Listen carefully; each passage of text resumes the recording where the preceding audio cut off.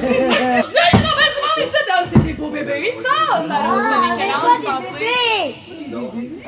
C'est parce que tu peux être loin, mon angle de vision, il est tout mélangé. Ça va bien? Oui. Est-ce que vous aimez ça les marionnettes? Oui. Oui. Nous autres, on a eu un petit projet qu'on voulait écrire. Maman, regarde là. Tu veux que j'arrête tout de suite? J'ai même pas commencé encore. T'as commencé. Ok, attends une minute. J'essayais d'expliquer qu'est-ce qui allait se passer, tu sais, d'un coup vous sauriez pas.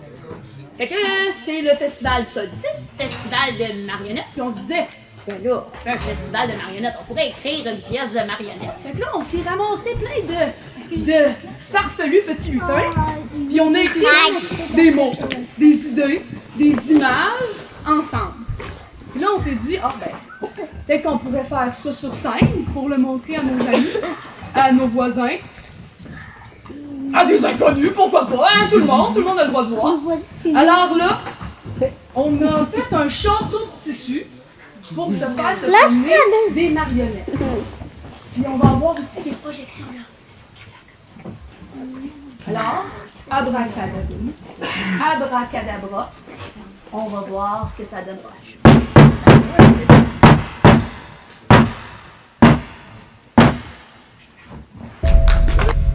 C'était au temps des rois et des princesses qui jadis vivaient sur cette bonne vieille terre. Après une autre ritournelle de roi en roi, naquit un jour un homme appelé Nazior. Il hérita du trône avec tous les pouvoirs qui lui sont conférés. Il gérait ses habitants et serviteurs avec une main de fer dans un gant de velours. Contrôlait les bonnes gens avec une carotte et un bâton, gardant ainsi son peuple dans l'ignorance et la peur. Les taxes perçues en or ou en produits maraîchers étaient de mise et déjà bien établies. Dans le royaume, tout avait un drôle de tic-toc depuis la mort du vieux roi.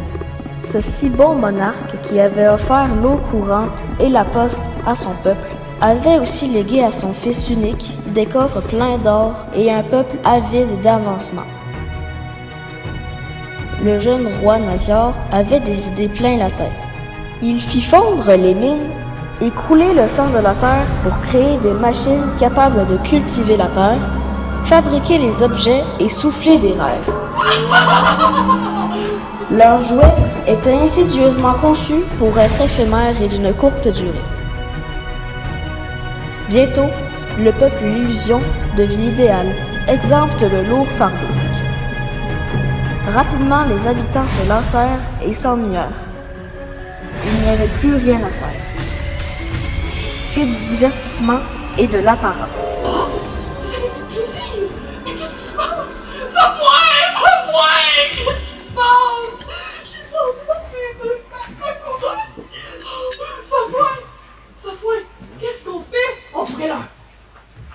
On pourrait leur fabriquer des jouets. Qu'en penses-tu?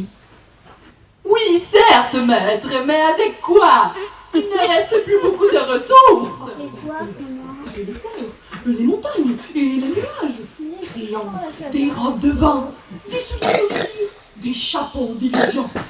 Attrapez la musique et achetez-en. Achetez-en des graines. Achetez des graines à oiseaux pour en faire pousser plus. Ah oui, c'est vrai. Les derniers rapports montrent qu'il n'y a plus assez d'eau pour en faire plus de culture. Plus assez d'eau? Eh bien, faites pleurer les grands-mères et dessalez tout ça. Ça devrait suffire. Ça devrait suffire. Le roi avait promis à ses sujets le bonheur et la facilité.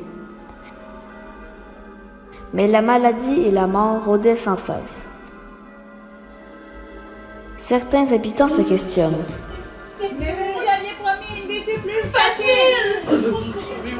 Plus jamais triste! Donc qu'on vienne aux écus et qu'on paye les Payons impôts! nos impôts! Oh là là, sachez que les temps sont durs pour tout le monde et vous devez accepter ces désagréments. Maintenant, sortez, sortez! Oh, sortez! Fafouin, mon très cher développeur industriel, dis-moi, Dis-moi que toutes mes idées ont été notées et qu'elles ont été productives. Oui, certes, Votre Majesté. J'ai fait ajouter plusieurs tonnes de toxines dans l'eau d'arrosage pour éliminer les herbes folles des champs de patates royales. Mais cela fait fondre Patates royales. Ouais. Il faudra taxer encore plus le peuple, mais ils auront des... tous les heures.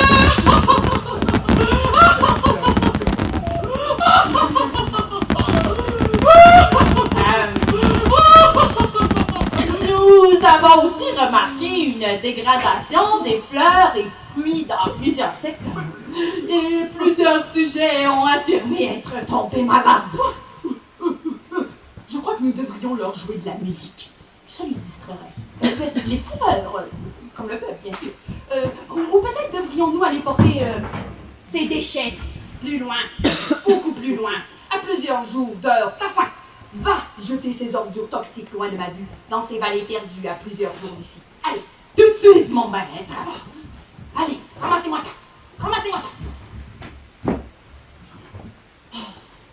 Allez, portez ça plus loin. Allez, il faut aller porter ça plus loin. Allez les porter plus loin d'ici. Allez. Saturo. Ah, Saturo. J'ai rêvé hier d'une nouvelle nourriture de synthèse qui n'utiliserait plus le sol ni l'eau. Nous ne serions plus esclaves de la température et le peuple n'aurait plus à s'assurer. Vous imaginez la vie quand la nourriture vous sera livrée à domicile, déballée, consommée, et soyez heureux. Aucun tracas, aucune tâche laborieuse, de talent particulier, de la nourriture pour tous, tant qu'ils paient, évidemment. Ah, ils pourraient utiliser le temps qu'ils sont pour danser et prendre soin de leur personne. Oh, ils seront épargnés des tâches routinières de la vie. Ils feront ce qu'il leur plaît et ils paieront cher pour l'avoir. Ils seront heureux, enfin. Enfin, je crois. Plein d'allégresse et de reconnaissance pour ce qu'ils n'auront pas pris le temps de faire eux-mêmes. Bientôt, tout ce qu'ils consommeront sera produit par mes machines. Que c'est tordu! Hein? Que dis-je? Horrible! Des maîtres, mon roi! Je seconde et j'approuve tous vos plans. Non. Ça, c'est la mort. C'est maman qui l'a fait. Allô? Pendant ce temps, loin du château, dans une vallée reculée d'abondance et de beauté, vivait paisiblement un mouton appelé Bellure. C'était un être calme et doux. Il menait une vie de monastère dans un noble jardin. Dans sa simplicité, il aimait le partage et voulait rétablir l'équité quand il voyait des injustices avec ses semblables. Alors qu'il prenait soin de ses pensées, encerclant ses cerises qui sont de toute beauté, il entendit des bruits étranges surgir du fond de son jardin. Il se dit en lui-même: Mais quels sont ces bruits bizarres de fer et d'acier? Je dois aller voir. À mesure qu'il avançait, il sentait des odeurs putrides de plus en plus intenses. Il voyait ses choux d'amour, ses céleris d'espérance et ses navets du bonheur flétris tomber comme raides morts sous ses yeux. Stupéfait, lorsqu'il vit un raton laveur s'affairer à dévorer un monticule de déchets au pied de son divin jardin. Bonjour toi. Qui es-tu et que veux-tu là? Je crois que tout ce que j'échange des bouts de miroir, des d'épée comme des écus ou des fourrures. Oh, du coup, je mange aussi tout ce qui me remplira l'estomac. Je m'appelle Ratou et je ne raterai jamais pareille occasion de me glisser entre les griffes. Miam, miam, miam, miam, miam. Ah! Mais qui a mis ces déchets à cet endroit? Oh, sûrement Farfouin ou les videurs du roi Naziard qui nettoient le château. Je crois que je n'aurai pas le choix. Je devrais aller voir le roi, lui bêler ma façon de penser. Il s'agit d'une terre que je protège. Et tous ces déchets dénaturés souille la nature. Il m'a pas dit. Mon jardin fragile n'arrive plus à respirer correctement. D'habitude, une brise de béatitude jaillit dans mon jardin. Et là, plus rien, burk, que des odeurs chimiques dégoûtantes. Ah, souvent, les déchets des uns, c'est la nourriture des autres. Moi, j'adore, hein, papa? Et toi, ben là, pourquoi es-tu si près des plantes? Tu me parais plutôt intègre pour te voir parler comme ça à des herbes. Ah, si tu savais. Attache bien ton petit casse avec de la laine, mon ratou. Ne la rate pas, celle-là. Et écoute bien. Un jour, alors qu'un gros orage s'approchait à l'horizon, je m'affairais à abîmer le sol pour mieux laisser entrer l'eau dans la terre. Soudain, j'ai été foudroyé par une telle éclairvoyance que j'en ai perdu conscience un bref instant, ce qui m'a paru être une éternité. La foudre m'a touché. Je crois que j'ai quitté mon corps et j'ai eu des visions inimaginables. L'esprit des plantes du jardin m'a invité à la suivre sous terre et je me suis laissé guider par elle. C'était sans mots, un monde imaginaire où tout semblait permis depuis toujours et sans fin. Elles m'ont fait voyager au cœur d'un palais de cristal pourpre et lumineux que jamais j'aurais pu m'imaginer. Elles m'ont dit dans leur langage.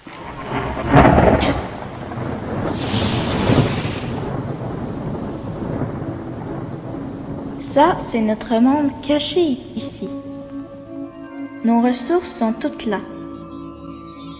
Nos racines sont reliées à cet immense palais de cristal que tu vois. À chaque colonne du palais est attribuée une vertu. Chaque vertu a sa résine spécifique et particulière mais forme un tout.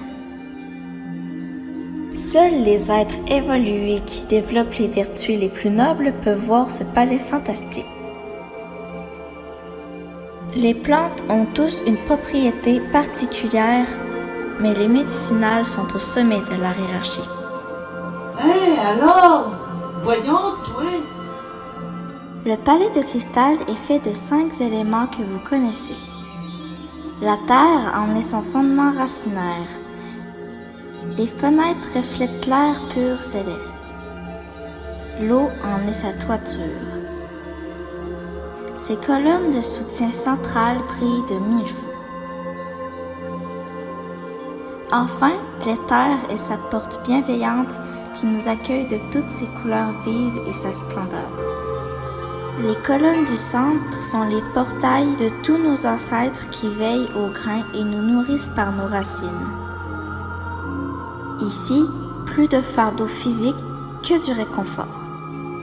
Les grands inventeurs, compositeurs, artistes et musiciens viennent puiser de l'inspiration ici dans la bibliothèque d'intrication quantique depuis la nuit des temps. Le passé, le présent et le futur coexistent de façon simultanée ici. C'est le centre névralgique des initiés et le portail de l'espérance. Quand vous êtes en détresse, on vous envoie des êtres multidimensionnels vous secourir sous leurs ailes dans l'allégresse.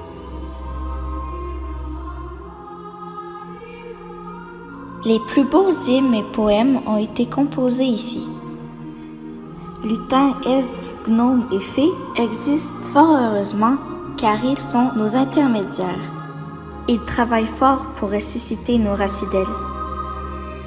Lorsqu'on se dessèche, les fées de l'aube nous regorgent de sève avec la rosée du matin. Vos pensées les plus pures sont comme des batteries qui génèrent perpétuellement de l'amour dans l'ensemble de notre palais de cristal. Quand ton but est noble, on te permet d'incarner tes aspirations les plus géniales dans votre monde à vous.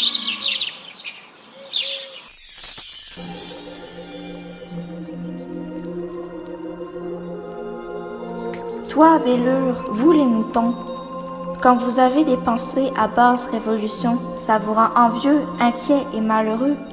Le manque d'humanité rend vos frères malades. partagez ce bien si précieux qu'est l'amour fraternel entre vous. Nous sommes tes alliés silencieux au travers du tumulte de ta vie.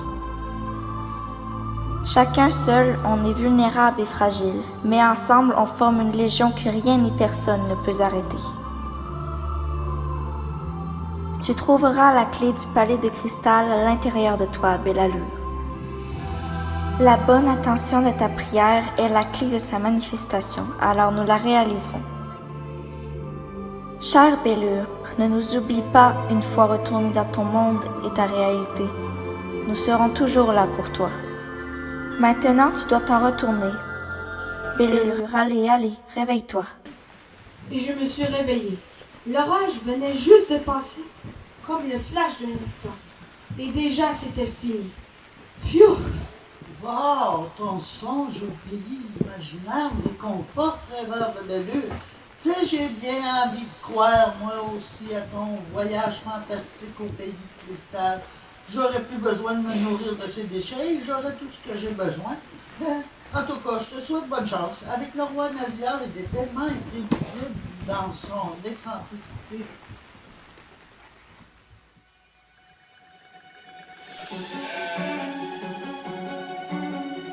Alors Bellure rapporta un peu de vivres et monta en solitaire voir le roi Naziar, qui était à 3 jours de marche par belle température.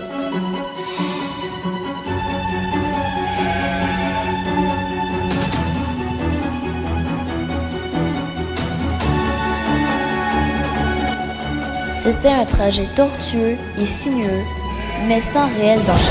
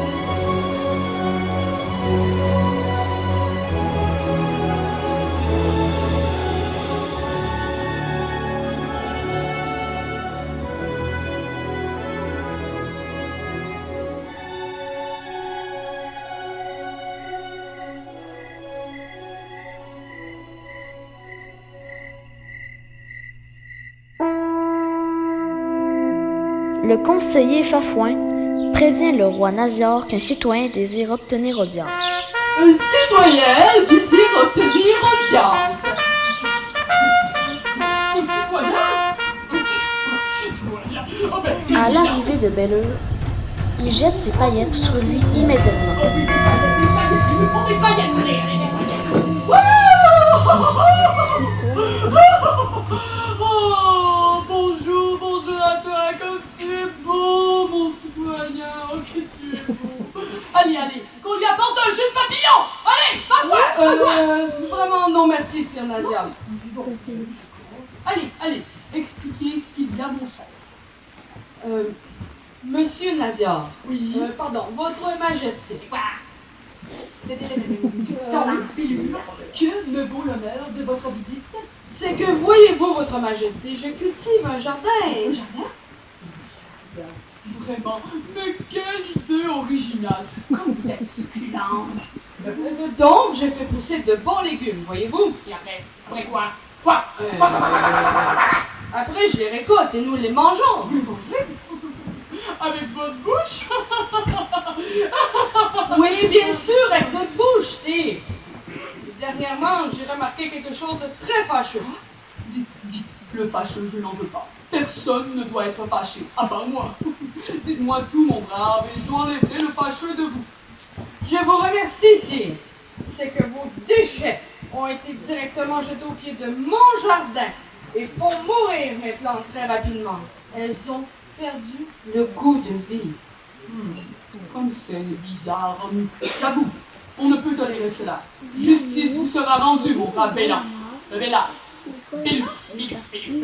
J'enverrai mon équipe de nettoyage vous aider à ramasser ça.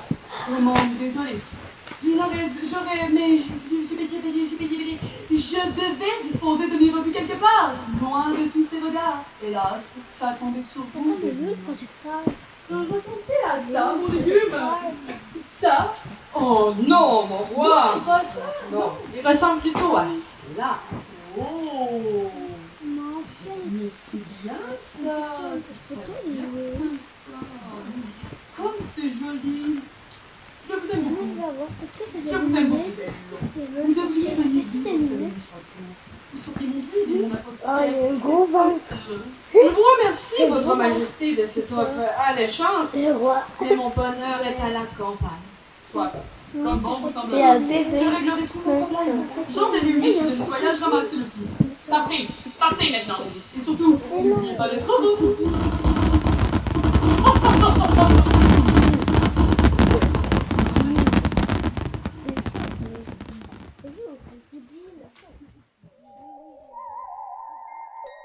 Au château, au fil du temps, le manège et la surabondance se poursuivaient de plus belle. Le roi ne sortait plus de sa tour d'ivoire. Il ne voyait pas les rivières changer de couleur avant de s'assécher. Les paysans qui restaient tombaient malades. Les animaux s'enfuyaient ou mouraient. Les temps étaient durs pour la vie en général. Or, voyant ses vivres diminuer drastiquement et son peuple quitter le navire, le roi dit à son conseiller Fafouin: Ah ben là, Fafouin, j'ai plus d'argent dans mes coffres et la famine est à la porte. Il faut trouver des solutions pour nourrir tous ces gens. J'ai entendu dire que si on met de la chauve dans l'océan, les poissons sont hors de l'eau et hop, dans le filet. Essayons ça. Ça va renflouer nos coffres et nourrir les baleines. Parlez-en aux pêcheurs pour des prises fabuleuses. Oui, ils eurent des pêches miraculeuses, mais après quelque temps, il n'y eut plus de poissons ni de coraux dans les océans, et les algues empêchaient même les habitants d'y nager ou de naviguer. Il appela de nouveau son conseiller Fafouin. Fafouin! Là, ça marche pas pantoute, là. J'ai besoin d'un hangar. Un gros hangar pour y mettre tout mon bazar. Tu vas me couper, ouais, c'est ça. Coupe-moi là toutes ces arbres-là, là-bas, derrière. J'y érigerai une suite luxueuse pour une invitée de marque. Et ensuite, fais un tas de branches avec les restants. J'y ai Oui, sire, mon roi. Je suis votre homme. C'est comme si c'était le frère. Je sais que c'est comme ça. Draco! Draco! Draco! Oui, c'est mon roi, oui. Oui. Drago, cher dragon de compagnie, toi qui mets le feu pour rien. Tu vas mettre le feu là à ces branches là derrière. Ah, rien de plus facile pour moi.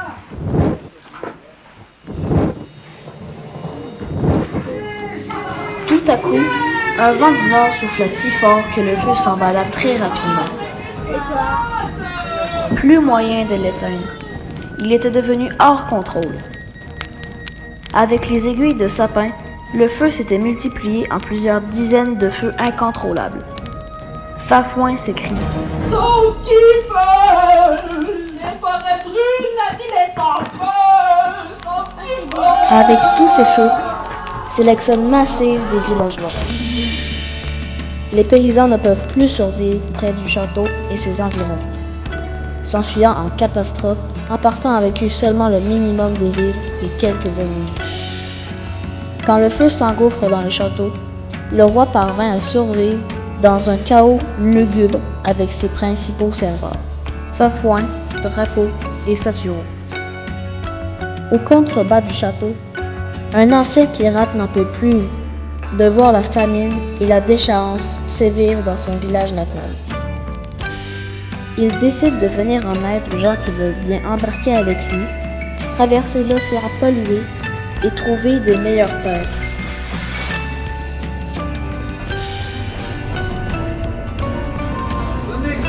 Suivez-moi, je n'en peux plus moi aussi de voir ce que le roi a fait de notre pays. Moi je peux vous indiquer par où passer. C'est moi le meilleur guide à travers ces Alpes miscules. Je me souviens qu'il y a des belles terres plus longues. Voici votre salut mes chers. Allez mes chers. Embarquez tous alors. Oui, monsieur le pirate, je suis derrière. Oui, c'est mon bateau. Allez,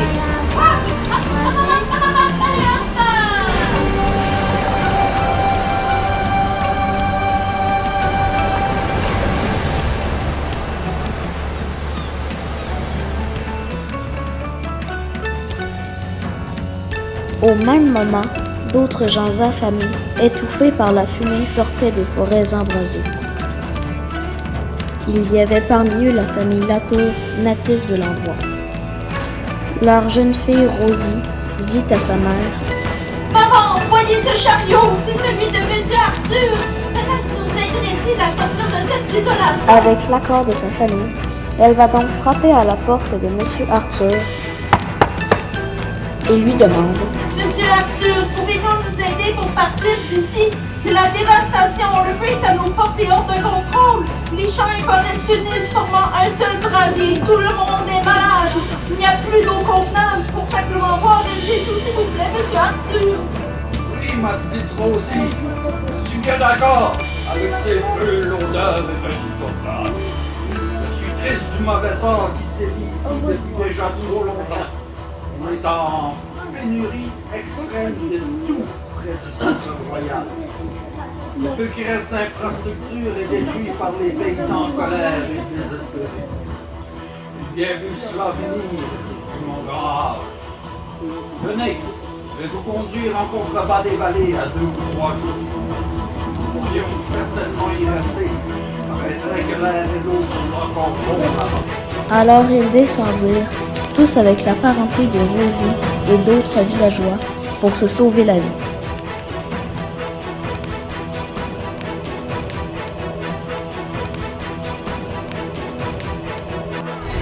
Bellure ramassait des plantes médicinales contre le stress dans le sentier principal quand ils se rencontrèrent.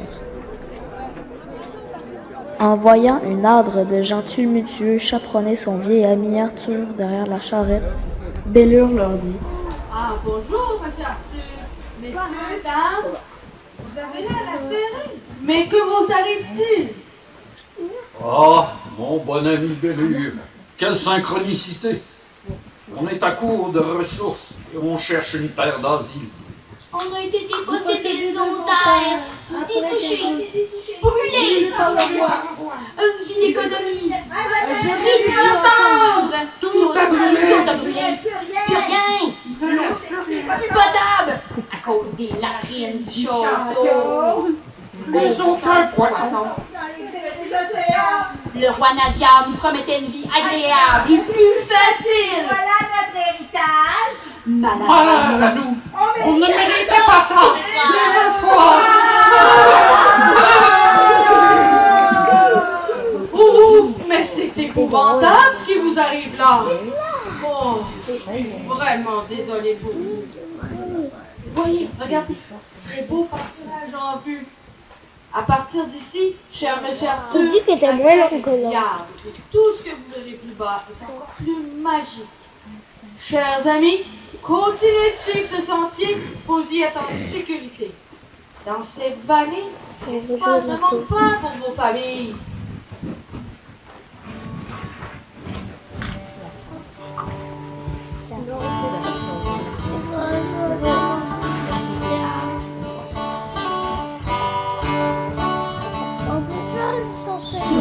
J'ai rencontré le serviteur du roi, m'a parlé 3 jours, 3 nuits, le royaume il m'a décrit.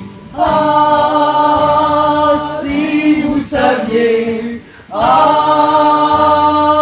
imaginez, j'ai pu m'évader du château sur l'aile d'un corbeau, m'a conduit à travers ses bois. J'ai à vous dire de quoi. Le roi est trop jeune de fou et les gens de la reine se meurent de fou partout. Tout à l'envers, le fou s'en vient malgré son nom et l'enfant d'en bas, celui d'à côté finit par nous voler. Le monde est à l'envers, faudrait le remettre à l'endroit. Le monde est à l'envers, faudrait le remettre à l'endroit.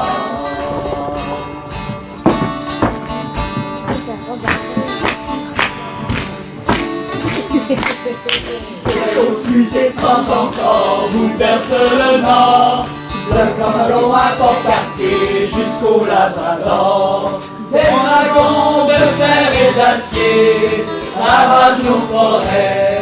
On inonde le corps de royaume. Allez voir pourquoi.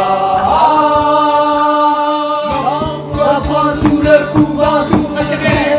Comme on vient de dire rien, tout façon ça change rien. Et tout le monde dort encore. Le pays va de travers, faudrait le remettre à l'endroit. Le pays va de travers, faudrait le remettre à l'endroit.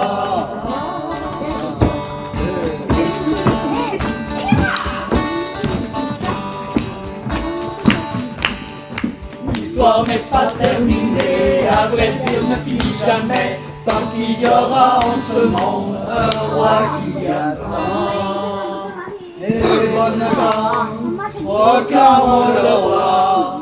Le roi, c'est l'enfant. La terre tout comme elle doit, mais l'homme ne sait plus où il va. La terre tourne comme elle doit, mais l'homme ne sait plus où il va. Dans un coin de ce pays, les terres étaient restées luxuriantes et fertiles. Un vrai havre de paix, plein de fleurs exotiques et d'odeurs fruitées submergeaient ces vallées. Rosie et les paysans ont grandement apprécié et remercié M. Arthur, cet homme si charitable, les ayant amenés à une terre d'accueil pour une vie meilleure. Enfin, ils arrivent sur les rives de la nouvelle terre. Les habitants sont tous ébahis. De grands prés se trouvent là devant eux. Grenouilles, papillons, tortues, oiseaux et fleurs de toutes sortes frétillent de vitalité. À travers la forêt boréale, ils entendent de la musique et des chants de guérison et se laissent guider. Ça dégage la quiétude, la sérénité et le bonheur de vivre. Approchons-nous. Tout à coup, deux êtres de lumière sortis du monde caché multidimensionnel apparaissent. Sur une poussière de magie et de joie, ils voient apparaître le palais de cristal de manière spontanée sous leurs yeux à tous. Ces anges formidables s'adressent à eux. Vous êtes des êtres formidables, chéris de l'univers. Ici, vous pouvez faire des jardins à nouveau et y vivre en paix avec tous vos amis. Soyez tolérants et à l'écoute du bonheur des autres. Aussi, apprenez à pardonner à votre roi malgré son parcours irréfléchi. Rapportez-lui de ses bonnes semences, ce serait bien pour vous donner une seconde chance à tous. D'un jet de lumière, les inonda d'amour et s'envolèrent vers le ciel. Wow! Mais quelle vision ils avaient eue! Le message des êtres multidimensionnels avait été compris. Épris de pitié, les paysans éprouvaient de la compassion pour le roi Nazar. Alors l'élan de solidarité se transforma en convoi du pardon. Monsieur Arthur, Belleux et Ratou remontèrent au château avec quelques paysans secourir le roi, malgré ce qu'il leur avait fait subir tout le long de ce règne interminable. Au cours de leur ascension vers le château, Ratou a eu une fringale. Alors Belleux lui donna une miche de pain fait maison. Soudainement, en lui donnant le pain, Ratou fit un léger tremblement et tomba dans un état second. Dans son songe, il lui était donné de voir et toucher tout ce dont il avait aspiré durant toute sa vie et beaucoup plus. Ratou réalisa assez vite qu'il se situait dans le palais de cristal, le même que Bellure en apercevant des plantes parlantes. Des couleurs célestes qu'il n'avait jamais vues auparavant, faisant office d'accueil et de guide. Ratou était ébahi devant tant de splendeur. Bellure avait si souvent gambadé dans le palais de cristal qu'il avait développé un don. Quiconque le touchait pouvait à son tour accéder au palais de cristal avec clé en main. Il pouvait enfin se reposer du fardeau de sa vie. Fini de ramasser les miettes du sans-cœur Nazior. Il ressentait un bien-être indescriptible dans tout son être. Avant qu'il se réveille, elles lui ont donné de l'amour avec des autres vibrations pour qu'il puisse apporter guérison au roi. L'esprit des plantes lui ont dit « Nous sommes tes alliés. Tu dois savoir que chaque atome déplacé dans le palais de cristal a une répercussion sur tout le reste de l'univers.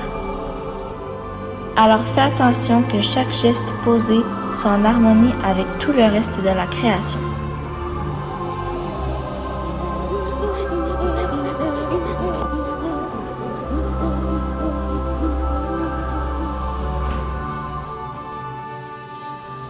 À son réveil, pour la première fois, Ratou avait des étincelles dans les yeux. Il connut enfin la joie infuse. Il réalisa que pour s'aider soi-même dans l'avancement, il fallait aider ses voisins dans la misère. Il se sentait fier de participer à la rescousse du roi Nazior et des gens isolés qui n'avaient pu s'enfuir à temps. Le roi, resté dans son château décrépit, avec ses fidèles compagnons, reçut la visite de paysans avec quelques présents, des graines de semences fraîches et quelques animaux pour l'aider à survivre. Le roi fit ouvrir tout grand les portes du château, ou enfin, ce qu'il restait pour mieux les accueillir. Il avait le moral à plat, était rendu pauvre et malade dû à ses choix de vie, à l'eau souillée et aux carences alimentaires. Il s'aperçut que c'étaient ses anciens villageois qui étaient revenus le voir, stupéfaits et ravis de revoir Bellure dans ce convoi. Mais que me vaut votre honneur? L'honneur de votre visite, brave Jean? Bonjour, mon roi. Nous avons marché 3 jours durant pour vous apporter ces semences fraîches provenant de l'endroit paradisiaque où l'eau et l'air sont restés encore purs. Nous avons fait le splendide jardin au-delà de vos terres et avons récolté ces graines pour vous, sire mon roi. Aussi, nous souhaiterions vous aider à rendre vos sols à nouveau arables, fertiles et faire renaître un paradis harmonieux avec votre environnement immédiat. Quand Bellure lui donna ses semences magiques, d'un simple toucher, il arriva ce qu'il dut arriver. Et oui, le roi Nazior, dans un léger tremblement, fit un saut lui aussi au cœur du palais des cristals, baigné de lumière pourpre et de lumière de guérison. Sa vie défilait en un éclair. Il réalisa que les bonnes valeurs de l'humanité sont faites d'amour et de partage. À son réveil, il était transformé, enveloppé de sagesse et de bienveillance. Son ego avait totalement disparu. Il ne voyait que beauté partout où son regard se posait. Oh, mille merci, mes braves. Merci infiniment de votre pardon et certes, votre aide m'est d'un grand secours. Si vous saviez comme je regrette amèrement d'avoir brimé vos libertés. De tout mon règne, j'ai agi sans penser aux conséquences de mes actes, ne vous laissant que terre brûlée sans lendemain. D'un clic de doigt, je contrôlais ceci, cela. Quiconque adhérait à mes lois et doctrines devenait mon esclave. Mes influences m'ont mal conseillé et mes projets ne m'ont mené à aucun bon résultat. Sachez que je suis un nouvel homme maintenant. Le toucher de Bellure et votre sagesse m'a fait ouvrir les yeux sur la vie. Dorénavant, je suis prêt à collaborer avec vous et vous prêter main forte pour tout rétablir. Un monde de sérénité. Allons, monsieur Nazior, mettons l'ouvrage, sans tarder. De précieux instants s'écoulent ici et maintenant. Au château, avec un peu de temps, d'amour et d'eau fraîche, la nature a repris ses droits et respire à nouveau. Les jardins évoluent si merveilleusement que le roi choisit d'être un paysan de la terre, égal aux autres. Maintenant, Monsieur Nazior est ravi de sa nouvelle vie simple et agréable. Il n'aurait pu espérer tant d'amour venant de ses nouveaux voisins. Chaque matin, en même temps que le coq, les crieurs du roi crient « Bon matin, il est 5 heures et tout va bien ». Les habitants se surprennent maintenant à entendre les voix des plantes. Elles se présentent à eux, leur disant qui elles sont et quelle nourriture ils aiment chacune. Elles conseillent les gens pour décontaminer les sols comme le saule ce matin. Les êtres multidimensionnels vont journellement faire leur tour, les saluant de toutes leurs ailes déployées. L'échange et la répartition équitable est rendue la norme dans ce nouveau monde de fraternité. Et si un jour une douce voix vibre et t'invite à l'intérieur de toi, dans le silence, reste à l'écoute et sois sûr que son message est d'une importance capitale. Tu devras suivre ses instructions à la lettre pour poursuivre ta destinée incontournable.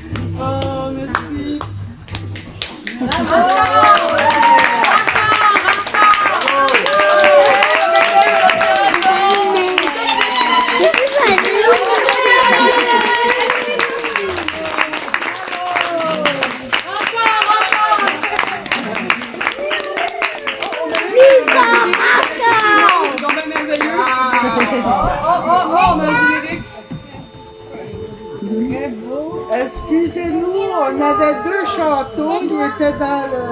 On a oublié des morceaux de décor. C'est ça qui m'a fait La les cour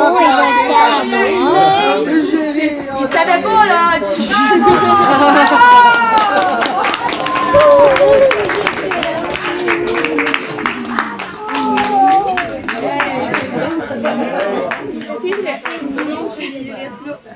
Là, c'est terminé, fait que Ah, la cause des bâtons. là, on peut-tu enlever ça? Ben, j'espère que vous avez bien amusé.